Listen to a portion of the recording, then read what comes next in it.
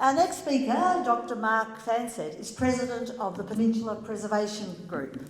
The Save Arthur's Seat website states, "Controversial quarry plans ditched in massive win for people power."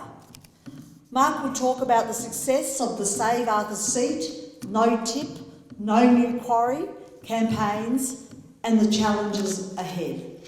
Welcome, Mark.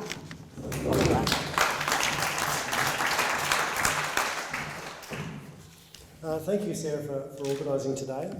It's been very interesting listening to the various groups. And certainly PPG was formed in 2013 when we heard from a number of residents. A person on council actually contacted one of the residents and said, "Did you know that the council was working with the Ross Trust to establish a landfill on Arthur's Seat?" So very quickly that campaign developed. It took about 8 months. And in August, at the end of that year, the EPA actually knocked back the quarry proposal on the grounds that it was an unacceptable risk to the water table and to Port Phillip Bay.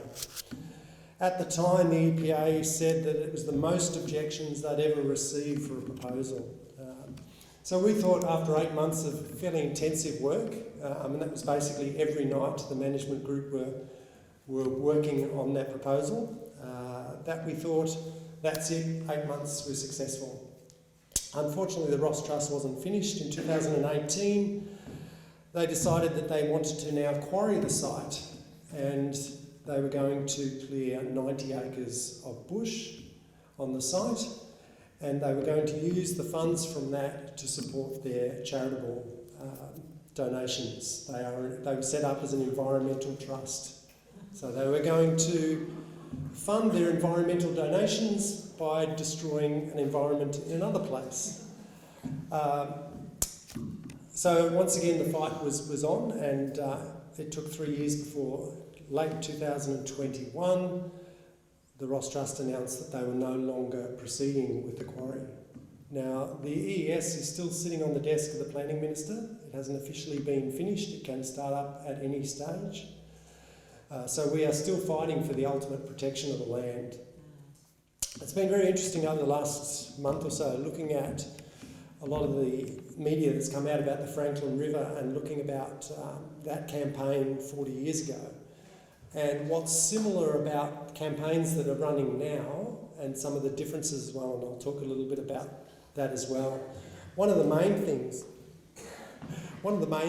is that you have a good story to spread, and that you spread that as far and as wide as you can. And that was our whole focus for the 10 years that we've been fighting to protect the site. One of our main efforts was to not be political in any of our comments, to not be critical of either side of government, because over the 10 years we've had to work with federal Labor, federal Liberal, and same in the state politics as well. So we want to keep it apolitical. And certainly on our management group as well, we tried to make sure that any of the decisions we made, any of the publications we made, they were completely apolitical. And it was quite interesting. On our management committee for 10 years, we've had such a diverse range of people.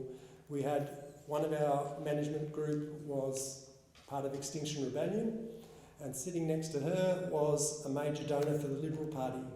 And they managed to actually function and work really well together for 10 years, which I thought was amazing. Certainly one of the differences from 40 years ago is social media, and that's one of the huge advantages that small community groups have to grow very quickly. Things like change.org, Facebook, Twitter, Instagram, etc. So we started off quite small. By 2021 we had over 100,000 people on our mailing list, which was quite amazing. About 50,000 of them were from the Peninsula, and about 50,000 were in Melbourne as well. And obviously that comes from the fact that obviously the Mornington Peninsula attracts a lot of people down here. That attracting numbers, that was something that we tried to do all the time, and that working on publicity, as Charles was saying, trying to constantly get a different angle that we can attract the media. The media want a new story. They don't just want the same story over and over again. So you have to look at different angles. So we were looking at the medical effects of having a massive quarry on the site. We were looking at the damage to biodiversity. We were looking at all sorts of different things to actually see that we could get an angle. You know, the controversy over the fact that an environmental organisation was funding that by destroying the environment. The one thing about getting extra numbers was we got extra expertise in the local community, and we had people coming on board. We had video editors, we had marketing managers from big corporations, we had public relations, we had legal firms offering pro bono support, we had urban planning experts, we had scientists, we had financial experts, and we had media experts as well to help us along the way. That also, increasing the numbers meant increasing fundraising. And one of the biggest advantages that developers have is that they've got unlimited resources. And unfortunately, community groups need the money. If you're going to do newspaper advertisements, flyers, funding scientific reports, some of them are in excess of $50,000 a shot. So that was a major focus. Selling lots of merchandise as well, that raised lots of money. As I said, pro bono legal support. We had Arnold Bloch Liebler and Cause Chambers Westgarth, two of the most prestigious law firms, writing submissions for us pro bono. We had a public relations firm working for us. We had corporate communications advising us on our digital policy. We had lobbyists working for us as well.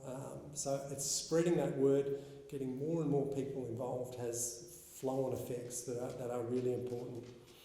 Where to now, just quickly, as I said, the proposal is still open, but we are lobbying now for the incorporation of the site into the surrounding Arthur Seat State Park, and also the establishment of a sanctuary to allow reintroduction of species that have been lost to the peninsula, things like the spotted quoll and the southern brown bandicoot that should be in that area now.